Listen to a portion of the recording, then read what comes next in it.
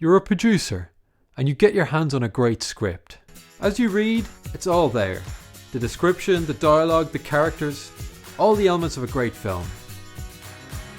You think to yourself, since everything is written in the script, why waste money on a good director?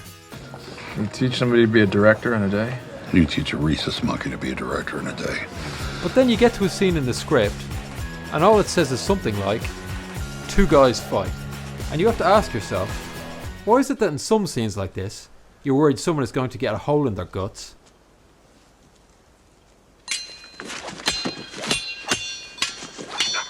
But in others, you can't even keep up with what's going on.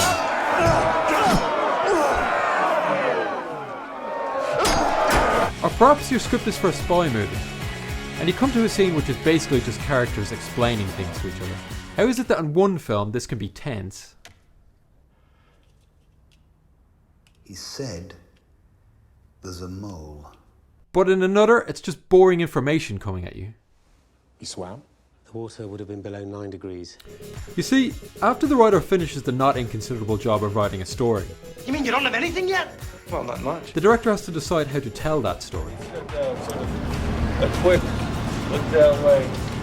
Because it's incredibly rare for a script to be made into a film more than once, we underestimate how much impact the director's choices have on the outcome of the final film. But for example, with a well-timed dolly push-in and rise in music, the director can make us believe a character is on the verge of suicide. Tis a consummation devoutly to be wished, to die, to sleep, to sleep. Or they can make us believe the same character, at the same moment, 'Tis a consummation devoutly to be wished, to die, is just a bit depressed. to sleep. The script may be good, bad, The place that makes tears inside my head doesn't work anymore. or somewhere in between, but everything in it becomes dependent on how the director interprets it. To do this, he or she has many options. Options like one shot You think you weren't going to show? or coverage. Objective Where is it you're from again, though? Born you mean? or subjective. Soft light or hard light. Under crank or over crank. Flat picture plane or deep picture plane. Diegetic sound or non-diegetic sound. High angle or low angle. Wide lens or long lens. Dutch, dolly, zoom, crane. These things, and many more, can turn words on a page into tension, fear, laughs, and just about every other emotion you can experience. Choose well, and you can take a script that in the wrong hands could have been cringingly bad. I want you. I want you. I want you. Put your hands on me.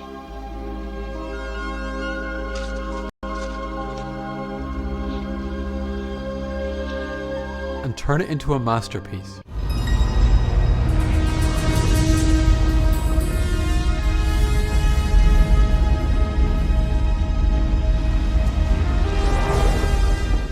But choose badly, and whatever emotion could have been in the moment the script was trying to convey Looks like the check's in the post.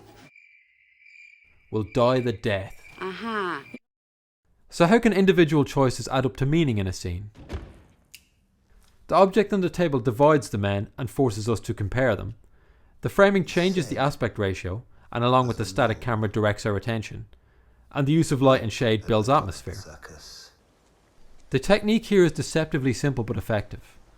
The long pause builds anticipation, and keeping the camera back forces us to direct our attention to where the action is, if we want to see it.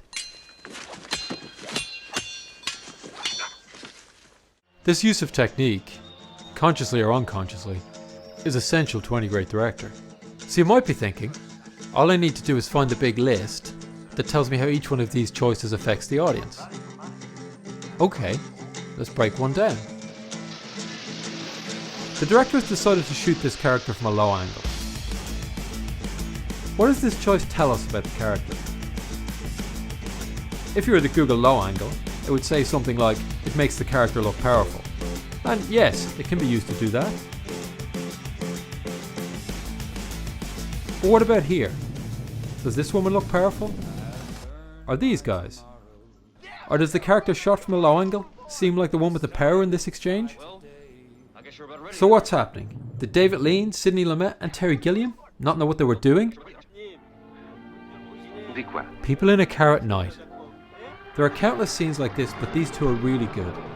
The directors knew how to take the words on the page and turn them into emotions on the screen. This is from 8.5. What choices has the director made here? Light on the characters and darkness outside. The camera stays close to eye level. The characters are framed in profile close-ups or turning towards the camera. No score is used.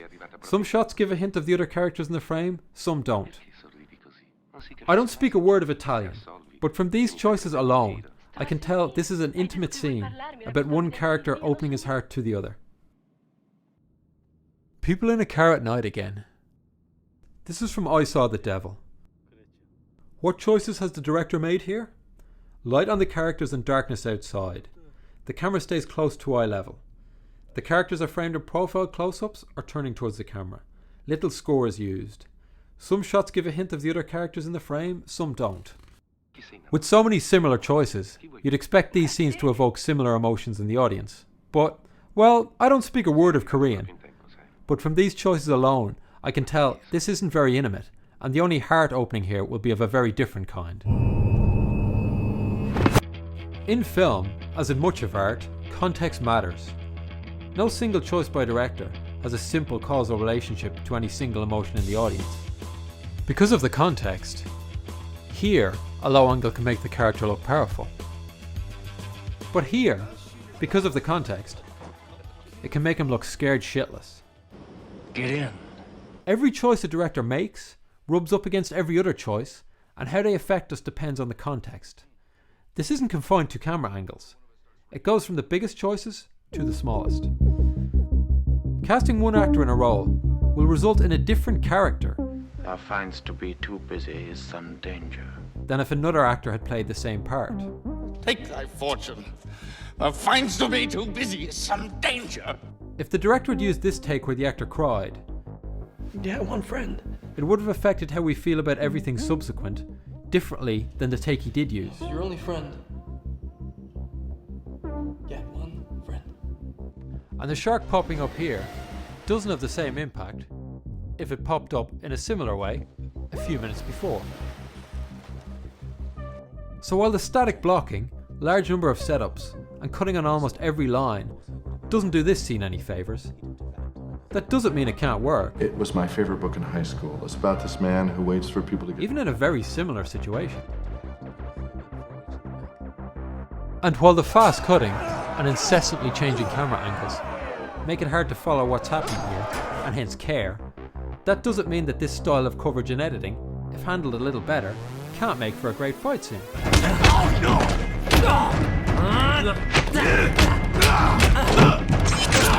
Directing is an understanding of the tools available to tell a story, and an instinct for how and when to use them.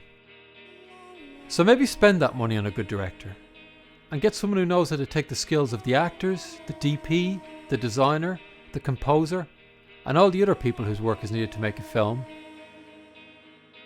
and combine it with the script in a way that turns it into this, and not this. That's what this video essay series will be about, looking at the tools available to directors for telling a story, and the instinct great directors have for how to use them. Because when they put all the elements together skillfully, well, if you're still watching this, I imagine that's something you don't need explained.